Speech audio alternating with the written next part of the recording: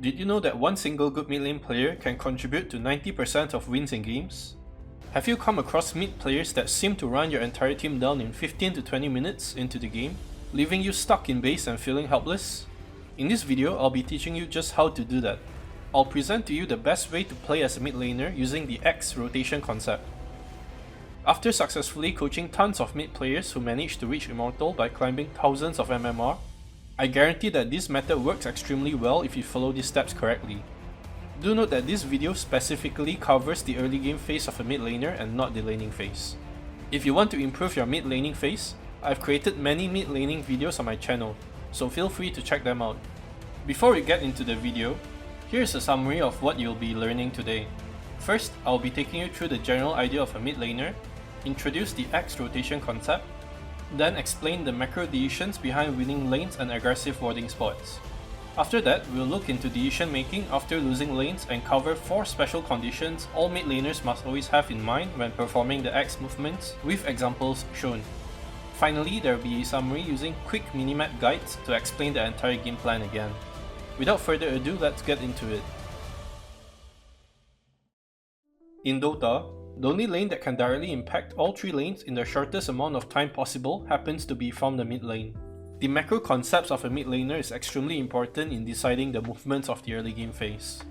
This is because the mid lane is centrally located on the map and has close to equal distance to both the top and bottom lanes. Rotations can easily happen through the short travel distance to all other lanes.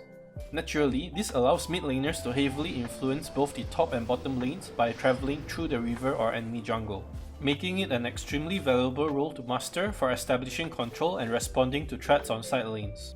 As a result, the X rotation is born. The X rotation refers to 4 different routes that you choose to take and should be prioritizing as a mid laner at any point in time after the laning phase.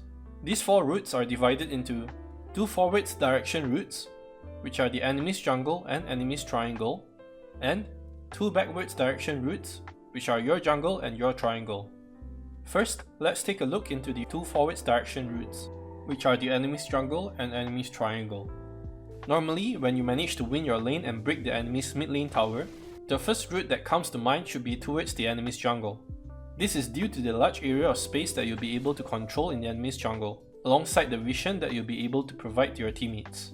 You will also be taking away the resources from your opponents and putting yourself closer to the enemy's safe lane, which happens to be the easiest lane to take over with the help of your off lane and soft support.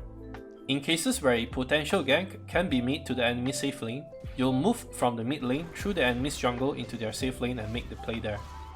On the flip side, in cases where the chances of successful ganks are very low, you'll instead farm one of their big camp, return to mid, push the returning wave out, and transition to the enemy's triangle, which will take us to the second forwards route, which is the enemy's triangle.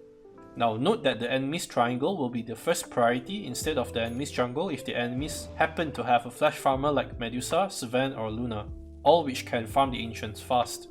If you notice that they will be attempting triangle early on, especially if they have stacks, then you will need to pick their triangle as first priority to take over instead of their jungle. Similarly, you can also pick the first route, which is the enemy's jungle, then transition over to the enemy's triangle afterwards, whichever works better. Similar to the enemy jungle invasion, once you take over the enemy's triangle and have wards planted all around, you will check for a potential gank to the enemy's offlane to see if there is a chance for a successful gank. In cases where there isn't, you will farm the enemy's triangle's big camp and return to mid to push out the next returning wave again. When you move over to one of these sites, you will need to already have wards prepared to be planted on their high ground cleaves, both observers and sentries. It is highly encouraged to buy the wards earlier when you are preparing to invade the enemy's jungle or triangle in case your teammates happen to buy them out first. Here are the ward spots you should be prioritizing when performing the invasion. On the Radiant jungle side, you'll be planting wards on their jungle floor and jungle cleave.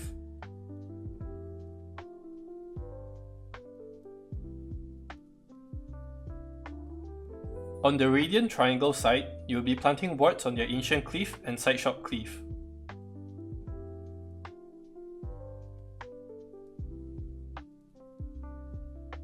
You will also need to plant wards on the mid lane itself.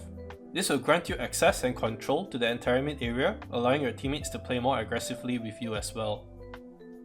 Moving on to the Dire side, on the Dire jungle side, you'll be planting wards on both jungle cleaves.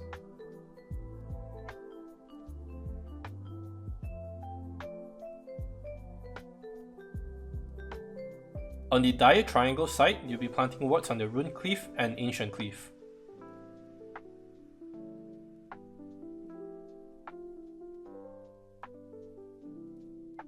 Similarly, you'll also need to plant wards on the mid lane area to get total control over the dire side. After that, you'll be protecting these wards while allowing your teammates the opportunity to come protect the areas with you and take away the space from your opponents. You'll basically be transitioning between the mid lane and these two forwards routes until one of the routes leads to a successful gank, in which you will help win the fight and take down the enemy's tower.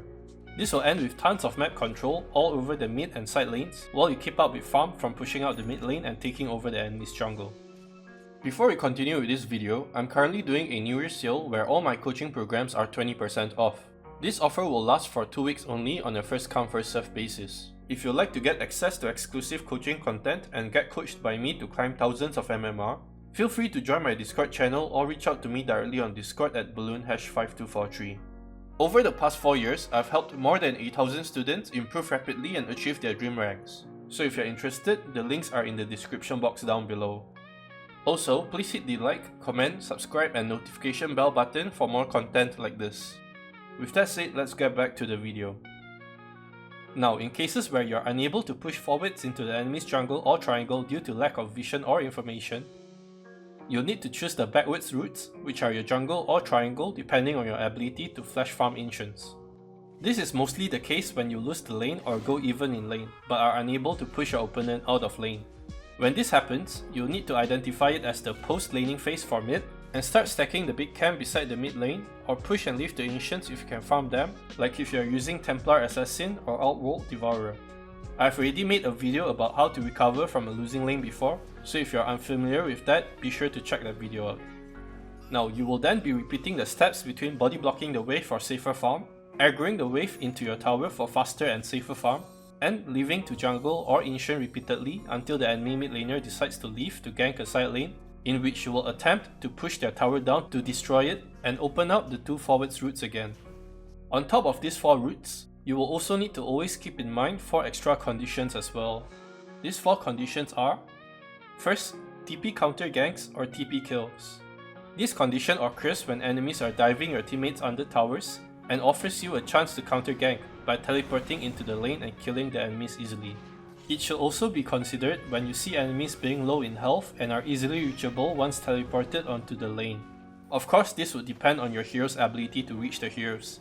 For example, if you're Storm Spirit, you might teleport over because your Ball Lightning enables you to easily pick off heroes, whereas if you're a Sniper, you might not teleport over because you have no guaranteed ways to reach the enemy heroes in time. Secondly, there are the nearby convenient kills.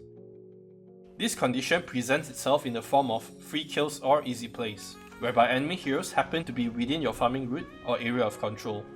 This normally comes in the forms of enemy supports attempting to deward, control runes, or stack camps. It can also be cause they are severely underleveled compared to you and mostly happen to be low health, farming camps while being under your vision. Thirdly, we have the power runes every 2 minutes. Power runes are extremely important to control as they provide you with high probability to make successful ganks and plays happen. Good runes like Haste, Double Damage, or Invisibility will almost always guarantee high kill opportunities, hence affecting your decision in direction selection. And fourthly, we have the Bounty rune every 3 minutes. Now the Bounty runes are of low importance, but are necessary for bottle dependent heroes to sustain and keep their resources up. The location and convenience of the runes, together with bottle refill, can lead to potential kills on the closest side lane.